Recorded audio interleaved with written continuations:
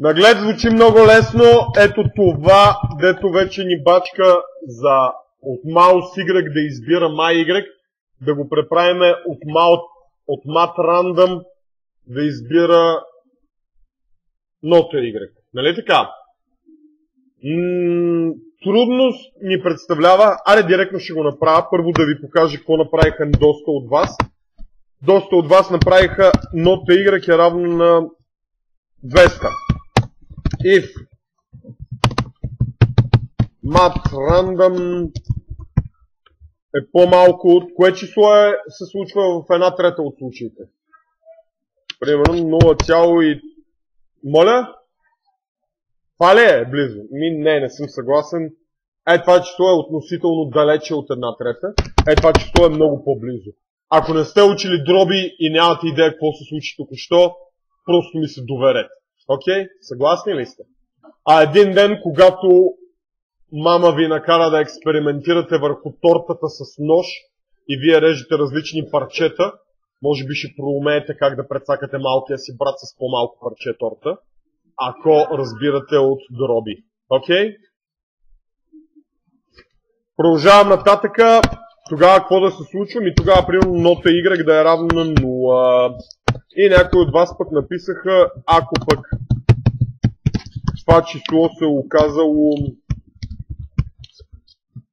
Искате ли да посоча хора, които говорят?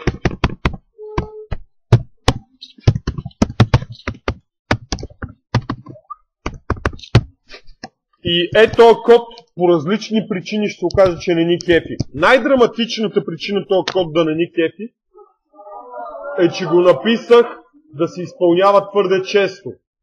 Доста от вас стигнаха до този бъг и се отчаяха. А не би трябвало. Може ли да обясните какво се случва с човешки думи на езика български? Слушам те, юнак.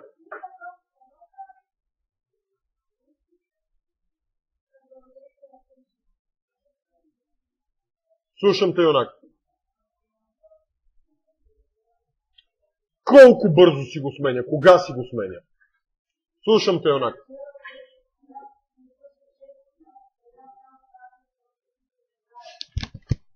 Значи, написахме готин код, който горе-долу готино мести нотите, обаче той се изпълнява твърде често. Имаме ли място, което е това условие, което ти ми каза? Ти ми каза допълнението. Трябва кода, който написа Яшо, да се случва само при прераждане на нотата. Къде е това място в кода ми? Слушам те, принцесо.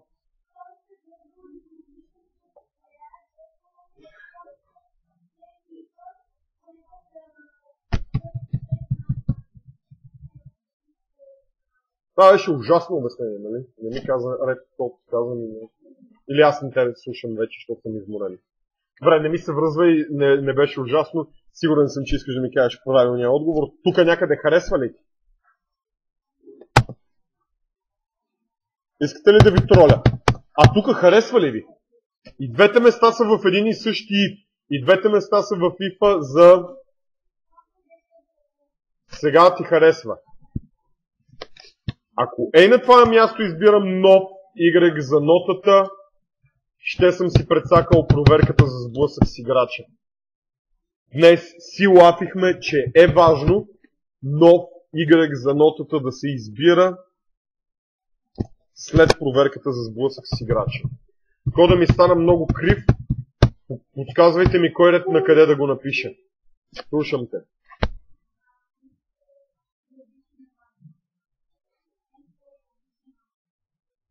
Това не е отговор на въпроса ми наляво или надясно да напиша този ред. Надясно. Сега по-надясно. Сега харесва ли ти къде е по-надясно? Слушам те отзад, юнака.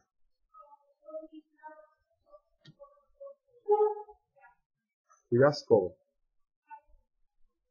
Искаш да местят тази затваряща къдрава скобка? Ами не, тя затваря този елс, който е на този if, който е вложен в този if. Всичко това е прекрасно подредено. Аз съм прекрасна личност, няма да ми барате другия код. Защото ще плачкам. Ей, този ред обаче се пейсна и се пейсна, според мен не готино подредено. Той беше тук подреден от пейста и това също не ме кефи. Слушам те, принцесо, къде да го сложа? Тук повече ли те кефи? Този ред къде да го сложа? Слушам те. Слушам те тебе. Слушам те тебе, Роша. Здрасти. Днеска те разсмях. Сега ми покажи как да...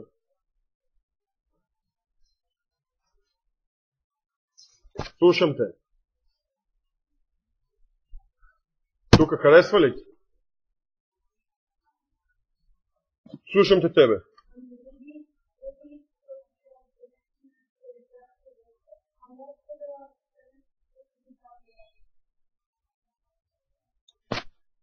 Този 20 ред е точно толкова вложен, колкото и 19 ред, както и 14 ред. Всички те са вложени в ифа на 12 ред и затова трябва да са една табулация по-навътре от ифа на 12 ред. Давате ми много грешни отговори по темата за подреден код. Слушам те, принцесо. Кой ред? Кой ред?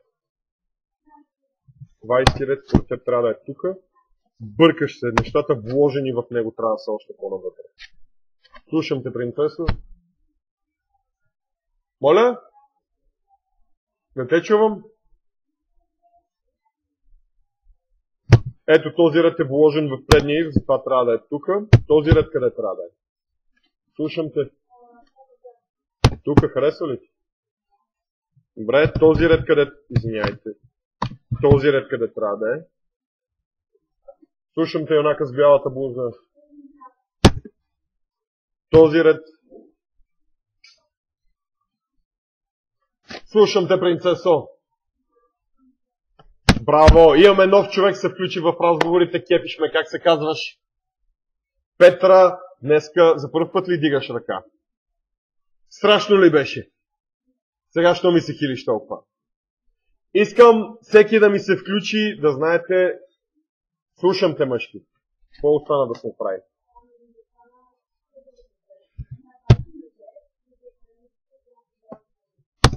Добре, сега кода ми според мен е подреден. И освен това горе-долу бачка. Всички тия прераждания на ноти се случват, извиняйте, всички тия избори на нов случайен коридор се случват само при прераждане на нотата, когато тя е достигнала до най-отляво. И нещо готино е, че се случват след проверката за сблъсък с играча, с коша. Ако бях тъп човек, щях да разместя този код и ето този код и тогава нямаше да ми бачка проверката за сблъсък с играча. Тя в момента за нищо не се използва, но знаем, че тук трябва да броиме точки, да отнемаме животните и че трябва да сте внимателни. Добре, този код, който написах, в зависимост от случайен...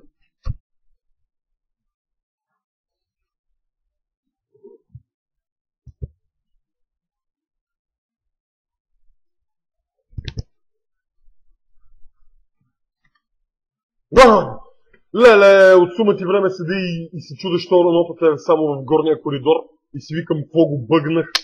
Да знаете колко е подла случайността, да знаете колко е подло нещо случайността, защото може дълго време да седите и да наблюдавате някаква закономерност.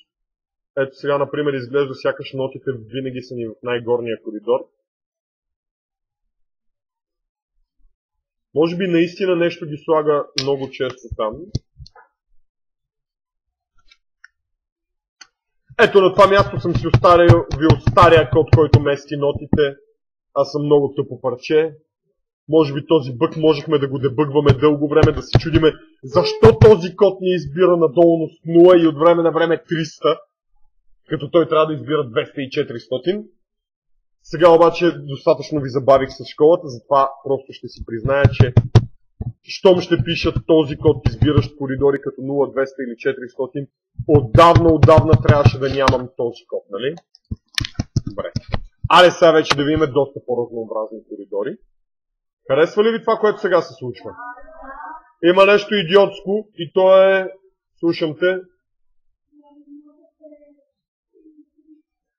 Нотата е идиотски висока, това е лесно за оправяне. Тя е последното нещо, което остана в играта ни от тази версия с двата коридора. Сега вече всичко изглежда сякаш е в 3 коридора. Ако много се вгледате, ще забележите, че все още някои от коридорите ми имат нечестно предимство. Това може и да не ми вярвате. Аз ви казах, че някои неща изглеждат подвеждащо, когато се гаврите със случайността. Много хора така в казината решават, че ако 3 пъти се е паднало червено, то следващия път със сигурност ще е черно. И други такива глупави заключения може да направи човек, когато гледа нещо, което всъщност е честна случайност. Примерно някакви хора си намислят начин да спечелят от лотарията, който естествено не бачка, или по някакви други закономерности. Но аз твърда, че нашия код за избор на коридор всъщност не е честен. Защото в част от случаите, в които се е паднало да сме в горния коридор, в някаква част от тях се пада да се избере нов коридор. И в момента вероятността за всеки от 3 коридора е различна, не е точно по 1/3. Това е нещо, което доста трудно може да ми повярвате, ако сега така си гледате нещо бачкащо, което достатъчно разнообразни коридори ни избира. Един начин да се справиме с това е първата ни задача от домашното. Не е първа. Една от задачите от домашното ни е на този код да му допишеме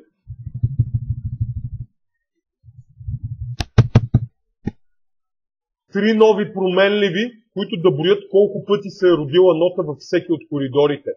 Имайте брой минавания в горен, брой минавания в среден, брой минавания в долен коридор. Ако имате тези 3 променливи и пуснете нотите да се върткат с голяма скорост, бързо ще могат да се изиграят 1000 прераждания на нота. И след това, ако всичко е честно, ще се изненадате колко точно ще бъде броя минавания във всеки от коридорите до 333 минавания.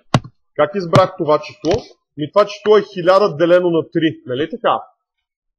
Значи, ако всичко ни е честно, ще бъдат, въпреки че е случайност, ще се пада всеки от коридорите по 333 ноти много близо до. Може да са 310, може да са 350 в някои от коридорите, но ще са близо до 333. Когато се окаже, че това ми прераждане на ноти не е честно, помислете за нови начини за равновероятен избор. Например, много ще е лесно, ако имаме една променлива, в която си запомниме еднократно случайно избрано число от 0 до 1. Сега тъпото е, че тук се избира едно случайно число и след това се избира друго случайно число, тъй че може да се окаже. Преди малко, вижте, проверявахме за mouse Y дали е по-малко от 200, след това дали е по-голямо от 400. Сега обаче има опасност да влезнем в този if, да ни се падне да сме в горния коридор и след това има опасност ново случайно число пък да се окаже по-голямо от 0.66666 и да се паднем пък в долния коридор. Окей?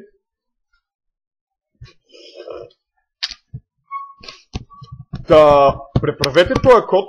Имайте, например, една променлива, която да й давате стойността на matrandom и в зависимост от тази променлива раждайте нотите във всеки от 3 коридора. Това ще е много по-честно и тогава ще можете да напишете наистина вероятността да е 1/3.